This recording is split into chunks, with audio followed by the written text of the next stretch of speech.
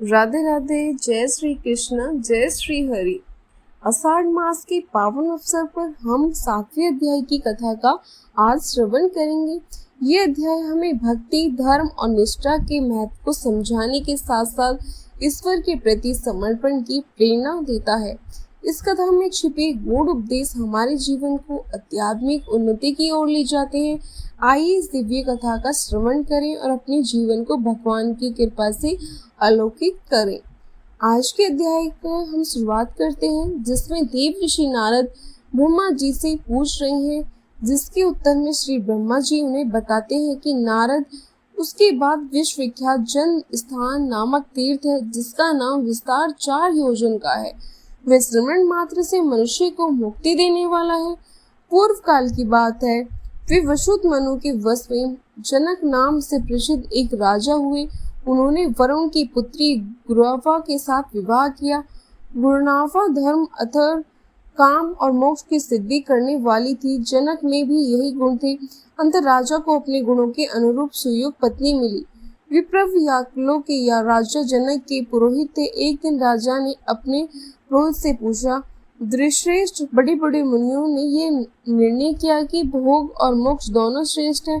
अंतर बस इतना ही है कि भोग अंत में विरस हो जाता है और मुक्ति नित्य एवं निर्विक है। अंत भोग से ही मुक्ति को श्रेष्ठ माना गया है।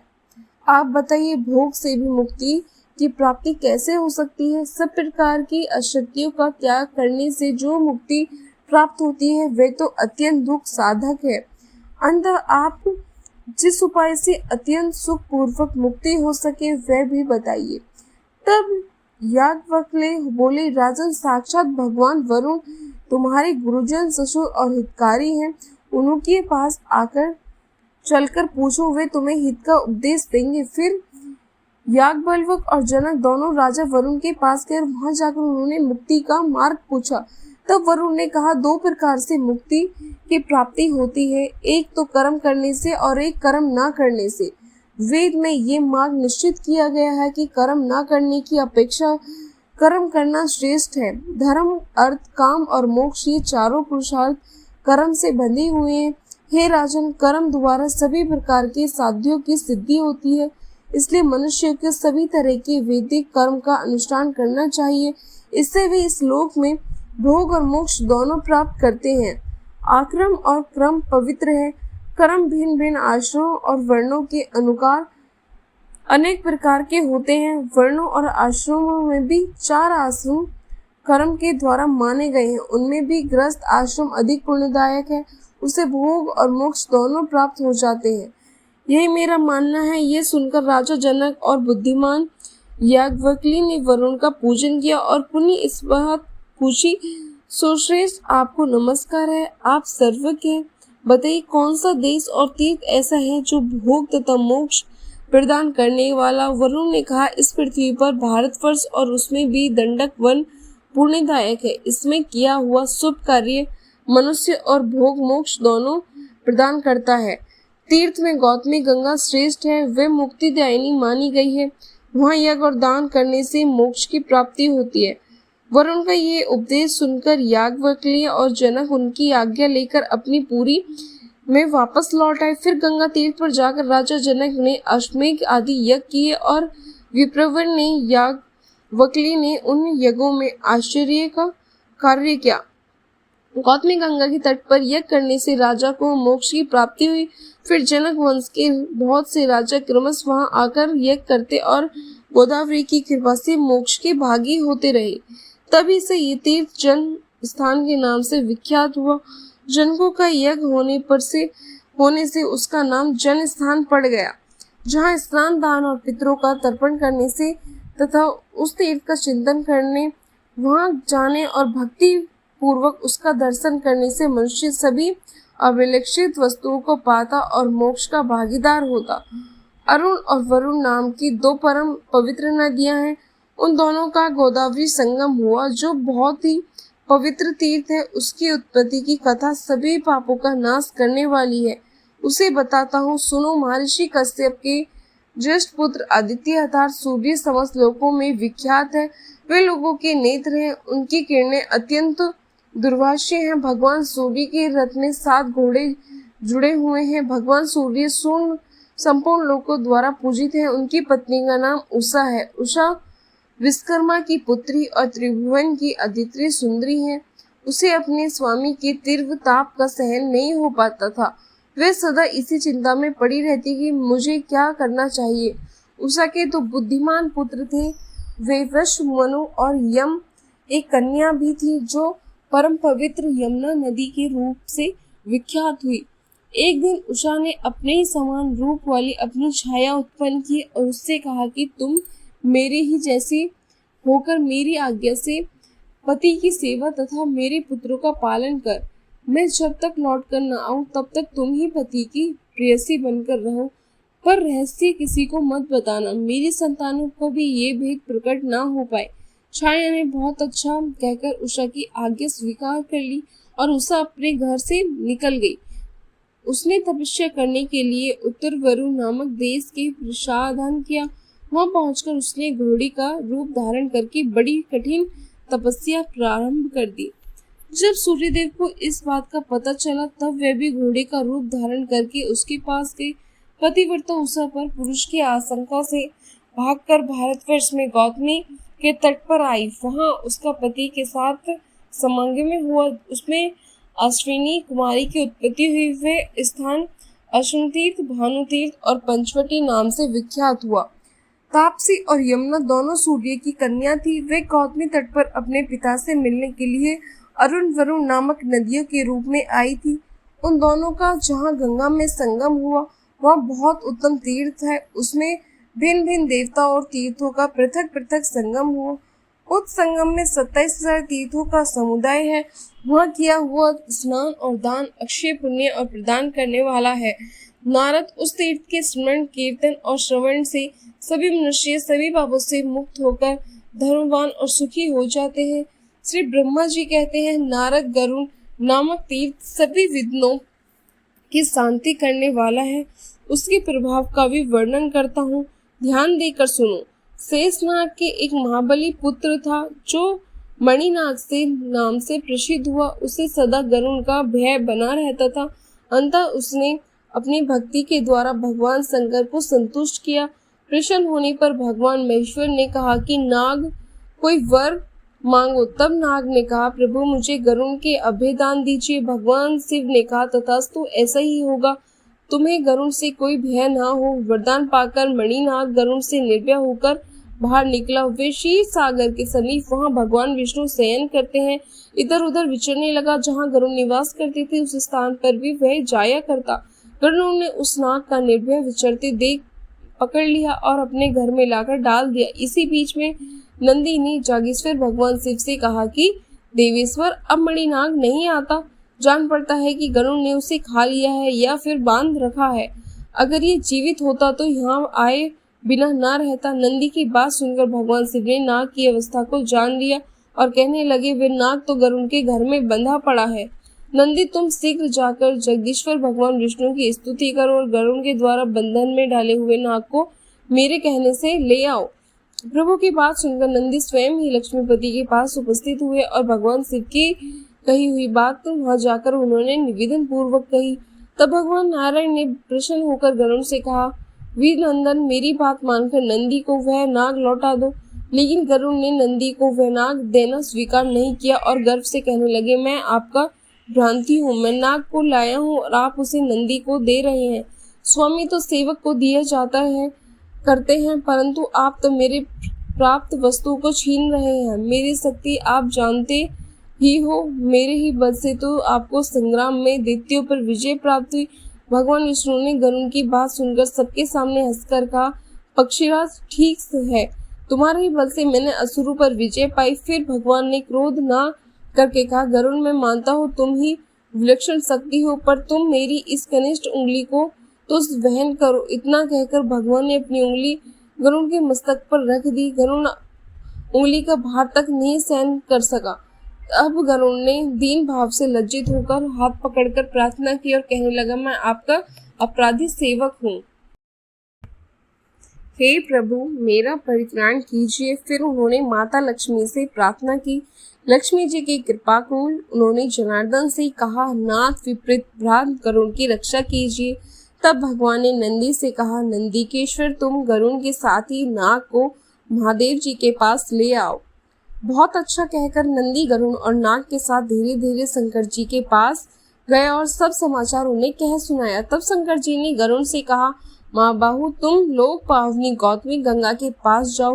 वे समस्त अभिष्ट वस्तु को देने वाली और उस शांति में सरिता में स्नान करने से तुम्हें समस्त इच्छित वस्तुएं 100 गुनी अथवा सहस्त्र गुनी होकर मिलेगी। गरुड़ को जो सभी प्रकार के पापों से संतप्त है, उसमें देवराजन जिनका उद्योग नष्ट हो गया, उन प्राणियों के लिए मनोवांछित फल प्रदान करने वाली गोदावरी नदी ही शरण है। भगवान शिव की ये बात सुनकर गरुड़ प्रणाम करके चले गए। गोदावरी के तट पर पहुंचकर उन्होंने जल में स्नान किया और भगवान शिव तथा विष्णु के चरणों में मस्तक झुकाया। फिर उनमें पूर्वता वेग आ गया और वे उड़कर भगवान विष्णु के समीप चले गए।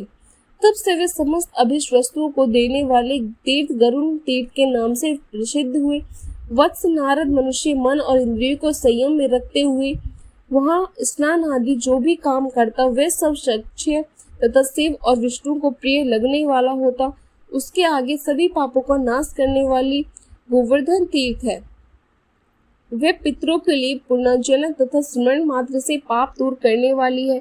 नारद, मैंने उसका प्रभाव प्रत्यक्ष देखा है। पूर्व काल में जबावली नाम से प्रसिद्ध एक किसान ब्राह्मण रहा करता था। वे दोपहर हो जाने पर भी हल से बैलों को खोलता नहीं था। उन्होंने दोनों बगल में और पीठ पर चाबुक मारता रहता था। उसके दोनों बैल सदा आंखों से आंसू बहाया करते थे। एक दिन कामधेनु गौ जगन माता सुरभि ने नंदी से ये सब हाल कहा। नंदी ने भी खिन्न होकर भगवान शंकर को सारी बात बताई। तब शंकर जी ने नंदी से कहा, तुम्हारी प्रत्येक बात सिद्ध हो जाए।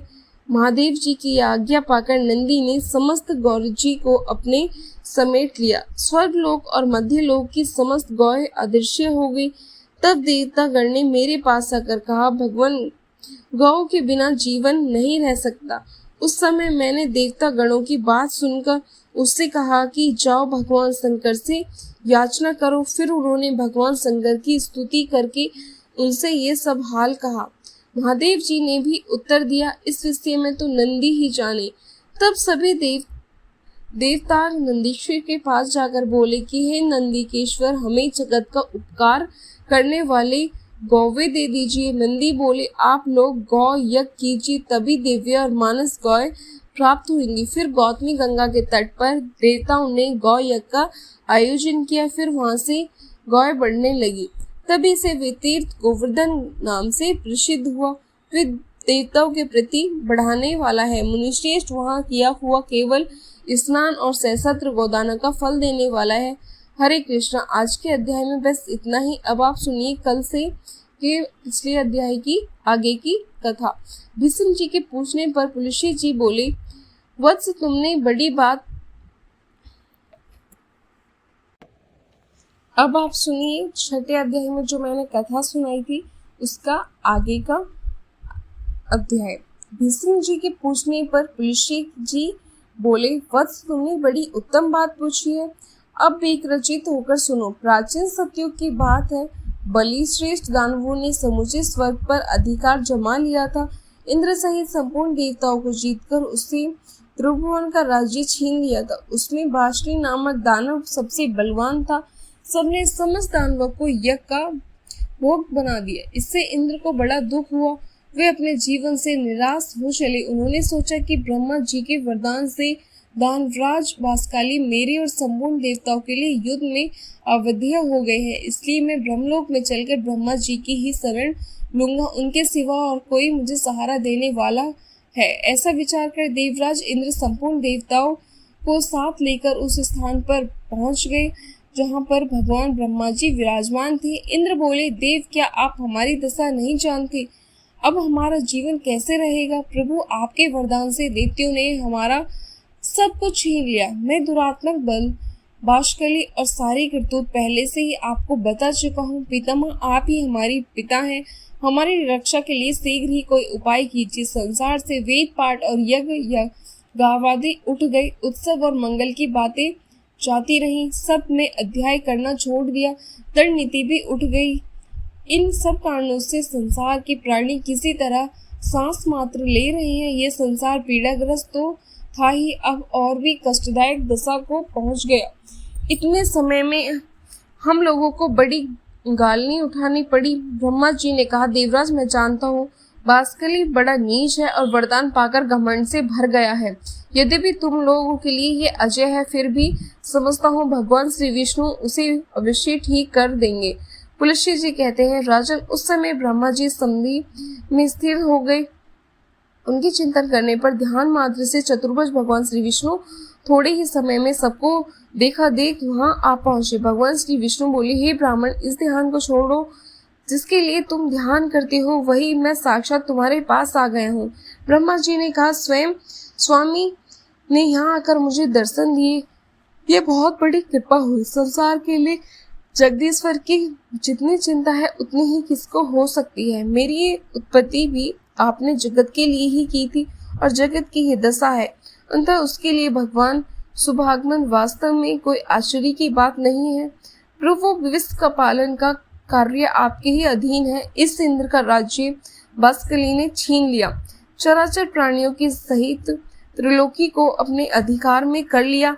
केशव, अब आप ही सलाह देकर अपने इस सेवक की सहायता कीजिए। भगवान श्री वासुदेव ने कहा कि ब्राह्मण, तुम्हारे वरदान से ये दानव इस समय अवैध है, यद्यपि उसे बुद्धि के द्वारा बंधन में डालकर परास्त किया जा सकता है। मैं दानवों का विनाश करने के लिए वामन रूप धारण करूंगा।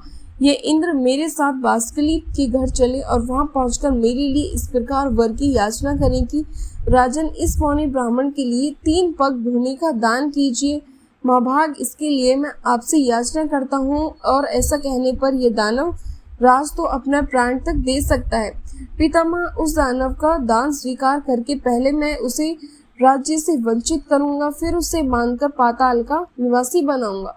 ऐसा कहकर भगवान श्री विष्णु अंतर्यान हो गए। इसके बाद कार्य साधन के अनुकूल समय पर आने पर संपूर्ण प्राणियों पर दया करने वाले देवाधिदेव भगवान ने देवताओं का हित करने के लिए अदिति पुत्र होने का विचार किया। भगवान ने जिस दिन गर्भ में प्रवेश किया उस दिन स्वच्छ वायु बहने लगी। संपूर्ण प्राणी बिना किसी उपद्रव के अपने अपने इच्छित पदार्थ प्राप्त करने लगे। वृक्षों से फूलों की वर्षा होने लगी। समस्त दिशाएं निर्मल हो गई और सभी मनुष्य सत्यपरायण हो गए। देवी अदिति ने 1000 दिव्य वर्ष तक भगवान को गर्भ में धारण किया। इसके बाद वे भूत भावना ब्रह्म वामन रूप में प्रकट हुए। उनके अवतार लेते ही नदियों का जल स्वच्छ हो गया, वायु सुगंध बिखेरने लगी। उस तेजस्वी पुत्र के प्रकट होने से महर्षि काश्यप को भी बड़ा आनंद हुआ। तीनों लोकों में निवास करने वाले समस्त प्राणियों के मन में अपूर्व उत्साह भर गया। भगवान जनार्दन का प्रादुर्भाव होते ही स्वर्गलोक में नगाड़े बज उठे। अत्यंत हर्षोल्लास के कारण त्रिलोकी के मुख दुख नष्ट हो गया। गंधर्व ने अत्यंत ऊंचे स्वर से संगीत आरंभ कर दिया।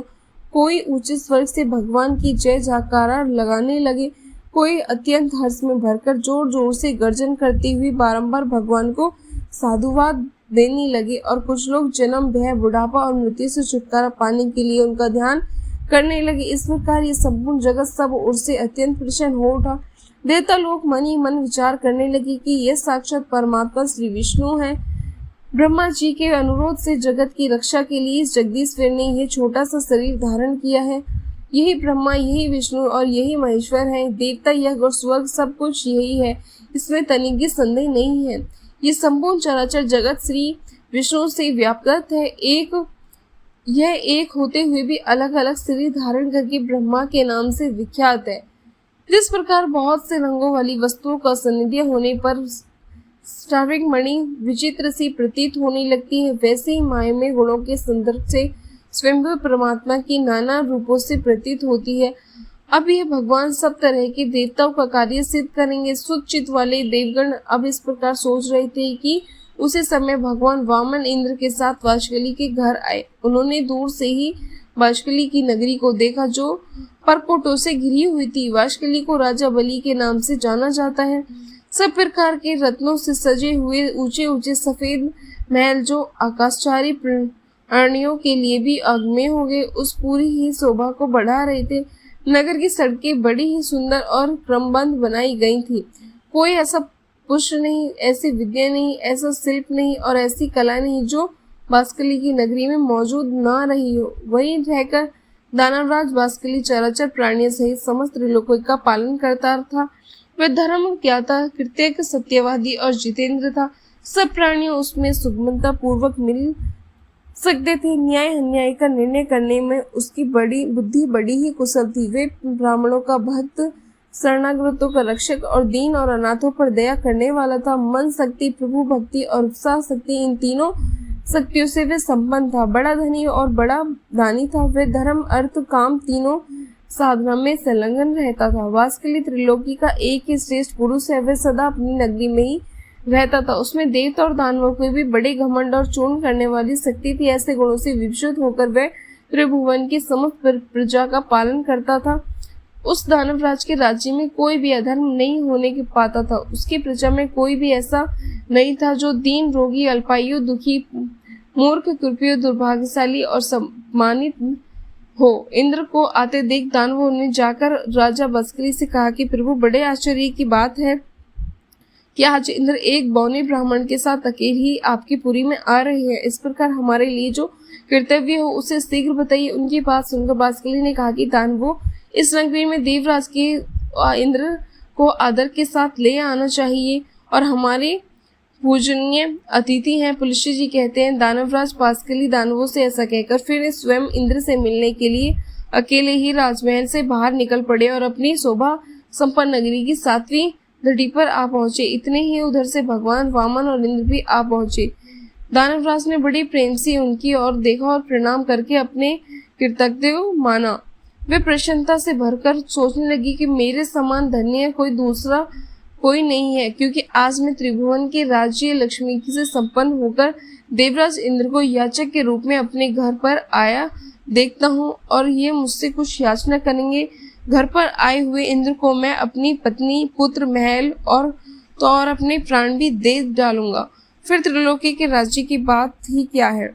यह सोचकर उसने सामने आकर देवराज इंद्र को आंख में भरकर बड़े आदर के साथ गले लगाए और अपने राज्य भवन के अंदर ले जाकर अर्क और अचमनिय आदि से उन दोनों को यत्न पूर्वक पूजन किया। इसके बाद बास्कली बोले, इंद्र, आज मैं आपको अपने घर पर स्वयं आया देखता हूँ। इससे मेरा जन्म सफल हो गया, मेरे सभी मनोरथ पूर्ण हो गए। प्रभु, मेरे पास आपका किस उद्देश्य से आना हुआ, मुझे सारी बात बताइए। आपने यहाँ आने का जो कष्ट उठाया उसे मैं बड़े आश्चर्य की बात समझता हूँ। देवराज इंद्र कहने लगे, बास्कली, मैं जानता हूँ दानव वंश के श्रेष्ठ पुरुष में तुम सबसे प्रधान हो। तुम्हारे पास मेरा आना कोई आश्चर्य की बात नहीं है। तुम्हारे घर पर आए हुए याचक कभी खाली हाथ नहीं लौटते। तुम याचकों के लिए कल्पवृक्ष हो। तुम्हारे समान दाता कोई नहीं। तुम प्रभा में सूर्य के समान और गंभीरता में सागर की समानता करते हो। श्रमशीलता के कारण तुम्हारी पृथ्वी के साथ तुलना की जाती है। ये ब्राह्मण देवता वामन काश्यप जी के उत्तम कुल में ही उत्पन्न है। उन्होंने मुझसे 3 पग भूमि के लिए याचना की है, किंतु बास्कली, मेरा त्रिभुवन राज्य तो तुमने पराक्रम करके छीन लिया। अब मैं निराधर और निर्धन हूँ। उन्हें देने के लिए मेरे पास कोई भूमि नहीं है, इसलिए मैं तुमसे याचना करता हूँ। याचना में नहीं, यह है दानवेंद्र, अगर तुमने अभीष्ट हो तो इस वामन को जी को 3 पग भूमि दे दो। बास्कली ने कहा, देवेंद्र, आप भले पधारे, आपका कल्याण हो। जरा अपनी ओर देखिए तो सही, आप ही को सबसे परम आश्चर्य है। पितामह ब्रह्मा जी त्रिभुवन की रक्षा पर भार आपके ऊपर डालकर सुख बैठे हैं और ध्यान धारण कर युक्त हो परम पद का चिंतन करते हैं। भगवान श्री विष्णु के अनेकों संग्रामों से थककर जगत की चिंता छोड़ आपको ही भरोसे क्षीर सागर का आश्रय ले सुख की नींद सो रहे हैं। उमामन भगवान शंकर जी आपको ही सारा भार सौंपकर कैलाश पर्वत पर विहार करते हैं। मुझसे अलग बहुत से दानवों को जो बलवानों से भी बलवान थे, आपने अकेले ही मार गिराया। 12 आदित्य, 11 रुद्र, दोनों अश्विनी कुमार, 8 वसु और सनातन देवता धर्म, ये सब लोग आपके ही बाहुबल का आश्रय लेकर स्वर्ग लोक में यज्ञ का भाग ग्रहण करते हैं। अपने उत्तम दक्षिणाओं से संपन्न 100 यज्ञों द्वारा भगवान का यजन किया। वृक्ष और नमुशन आपके ही हाथ मारे गए। आपने ही पाक नामक दैत्य का दमन किया। सर्वसमर्थ भगवान विष्णु ने आपकी ही आज्ञा से दैत्यराज हिरण्यकश्यप को अपनी जांघ पर बिठाकर मार डाला। आप ऐरावत के मस्तक पर बैठकर वज्र हाथ में ले लिया। जब संग्राम भूमि में आते हैं उस समय आपको देखते ही देखते सब दानव जाते हैं। पूर्व समय में अपने बड़े बड़े बलिष्ठ दानवों पर विजय पाई। देवराज, आप तो ऐसे प्रभावशाली हैं, भला आपके सामने क्या कोई गिनती हो सकती है। आपने तो मेरा उद्धार करने से की इच्छा से ही यहाँ पदार्पण किया। निसंदेह मैं आपकी आज्ञा का पालन करूंगा। मैं निश्चय पूर्वक कहता हूँ, आपके लिए मैं अपने प्राण भी दे दूंगा। देवेश्वर, आपने मुझसे इतनी सी भूमि की बात क्यों कही। ये स्त्री, पुत्र, गौ और जो कुछ भी धन मेरे पास है, ये सब और त्रिलोकी का सारा राज्य इस ब्राह्मण देवता को दे दिया। आप ऐसा करके मुझ और मेरे पूर्वजों पर कृपा करें, इसमें बिल्कुल भी संशय नहीं है, क्योंकि भावी प्रजा कहेगी कि पूर्व काल में राजा बाष्कली ने अपने घर पर आए हुए इंद्र और त्रिलोकी का राज्य दे दिया था।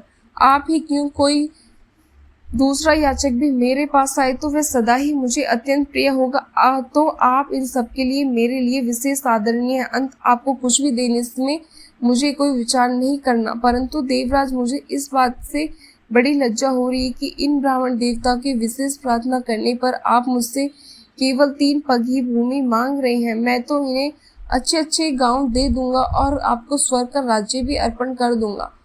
वामन जी को स्त्री और भूमि दोनों दान करूंगा। आप मुझ पर कृपया करके ये सब बात स्वीकार करें। पुलिस जी कहते कि राजा दानवराज बाष्कली के ऐसा कहने पर उसके पुरोहित शुक्राचार्य ने उससे कहा, महाराजा, तुम्हें उचित अनुचित का बिल्कुल ज्ञान नहीं है। किसको कब क्या देना चाहिए इस बात से तुम अनुभव किया है, इसलिए मंत्रियों के साथ भली भांति विचार करके सलाह करके युक्त अयुक्त का निर्णय करने के बाद तुम्हें कोई कार्य करना चाहिए। तुमने इंद्र सहित देवताओं को जीतकर त्रिलोकी का राज्य प्राप्त किया। अपने वचन को पूरा करते ही तुम बंधन में पड़ जाओगे। राजन का ये वामन है, इन्हें साक्षात सनातन विष्णु ही समझो। इनके लिए तुम कुछ भी नहीं देना चाहिए, क्योंकि इन्होंने ही तो पहले तुम्हारे वंश का अनुच्छेद कराया है और आगे की भी कराएंगे। उन्होंने माया से दानवों को परास्त किया और माया से ही इस समय बौने ब्राह्मण का रूप बनाकर तुम्हें दर्शन दिए हैं। इसलिए राजन, अब कुछ कहने की आवश्यकता नहीं है। इन्हें कुछ भी मत दो। 3 पग तो बहुत तो है। मक्खी के पैर के बराबर भी भूमि देना स्वीकार मत करो। अगर तुम मेरी बात नहीं मानोगे तो शीघ्र ही तुम्हारा नाश हो जाएगा, और यह बात तुमसे बिल्कुल सच्ची बात कह रहा हूँ। बाष्कली ने, गुरुदेव, मैंने तो धर्म की इच्छा से इन्हें सब कुछ देने की प्रतीक्षा कर ली है। प्रतिज्ञा का पालन अवश्य करना चाहिए। ये सत्पुरुष का सनातन धर्म है। यदि ये भगवान विष्णु है और मुझसे दान लेकर देवताओं को समृद्धिशाली बनाना चाहते हैं, तब तो मेरा सामान्य धन्य कोई और नहीं होगा। ध्यान प्राज्ञ योगी निरंतर ध्यान करते रहने पर भी जिनका दर्शन जल्दी नहीं हो पाता, उन्होंने ही यदि मुझे दर्शन दिए हैं, तो तब तो इस देवेश्वर ने मुझे और भी धन्य बना दिया है। जो लोग हाथ में कुश और जल लेकर दान देते हैं, वे भी मेरे दान से सनातन परात्मा भगवान विष्णु प्रसन्न हो, इस वचन के कहने पर मोक्ष के भागी होते हैं। इस कार्य को निश्चित रूप से करने के लिए मेरा जो दृढ़ संकल्प हुआ, उसमें आपका उपदेश ही कारण है। बचपन में आपने एक बार उपदेश दिया था गुरुवर, जिसमें मैंने अच्छी तरह अपने हृदय में धारण कर लिया था। वे उपदेश इस प्रकार था कि शत्रु भी यदि घर पर आ जाए तो उसके लिए कोई भी वस्तु आदि नहीं है, उसे कुछ भी देने से कभी इनकार नहीं करना चाहिए। गुरुदेव, ये सोचकर मैंने इंद्र के लिए स्वर्ग का राज्य और वामन जी के लिए अपने प्राण तक दे डालने का निश्चय कर लिया। जिस दान के देने से कुछ भी कष्ट नहीं होता, ऐसा दान तो संसार में सभी लोग देते हैं। ये सुनकर गुरु जी ने लज्जा से अपना मुंह नीचे कर लिया।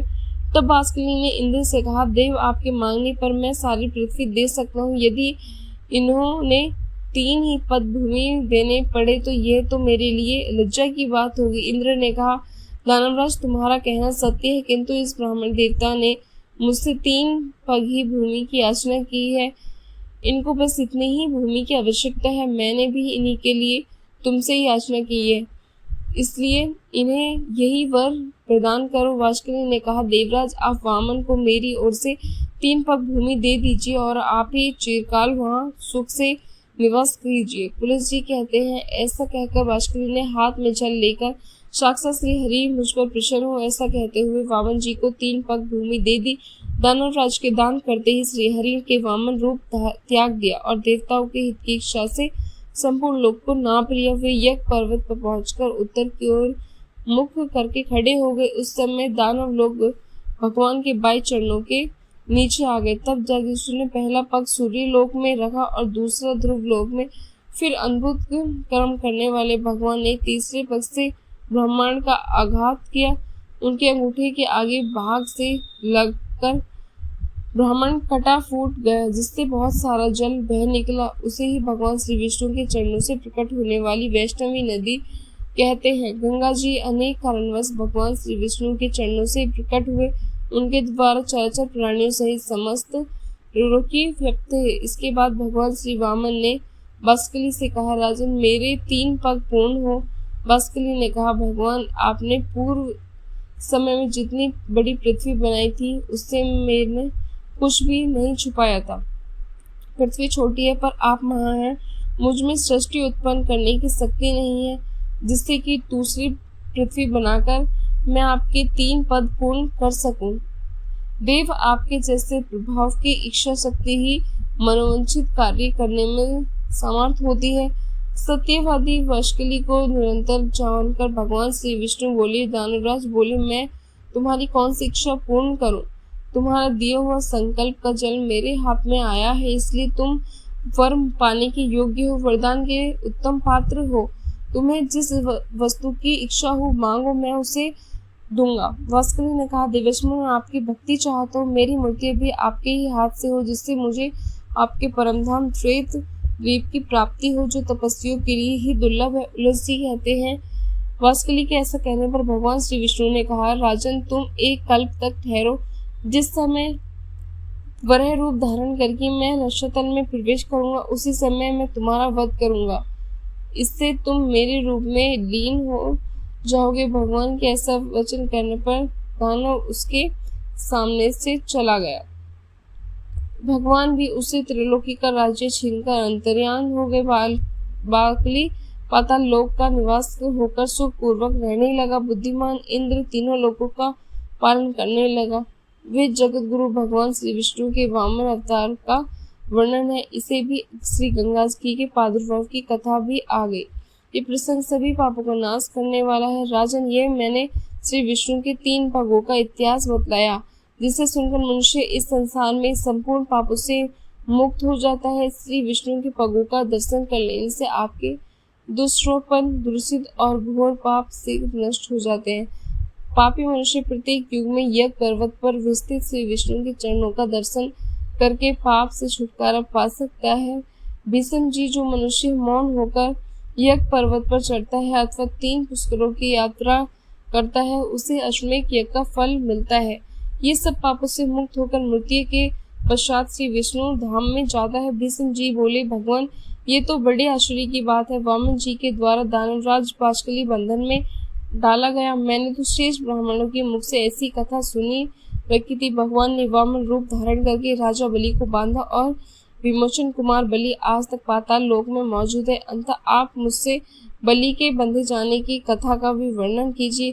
पुलस्त्य जी बोले, राजन तुम्हें ये सब बातें बताता हूँ, सुनो। पहली बार की कथा तो तुम सुन ही चुके हो। दूसरी बार वर्तमान व्यक्ष मनवंतर में भी भगवान श्री विष्णु ने त्रिलोकों के अपने चरणों से नापा था। उस समय देवादिदेव ने अकेले ही यज्ञ में जाकर यज्ञ बलि की बांधा और भूमि को नापा था। उस अवसर पर भगवान का पुनः वामन अवतार हुआ था और फिर उन्होंने फिर से त्रिविक्रम रूप धारण किया था। वह पहले वामन होकर फिर अब वामन अर्थात विराट हो गए। हरे कृष्णा। आज के कथा समाप्त हुई यहीं पे ही। अगर आपको कथा पसंद आई हो तो वीडियो को लाइक जरूर करें। मेरे चैनल को अगर आपने सब्सक्राइब नहीं किया है तो मेरे चैनल को सब्सक्राइब करके कमेंट में जय श्री राधे राधे जरूर लिखें।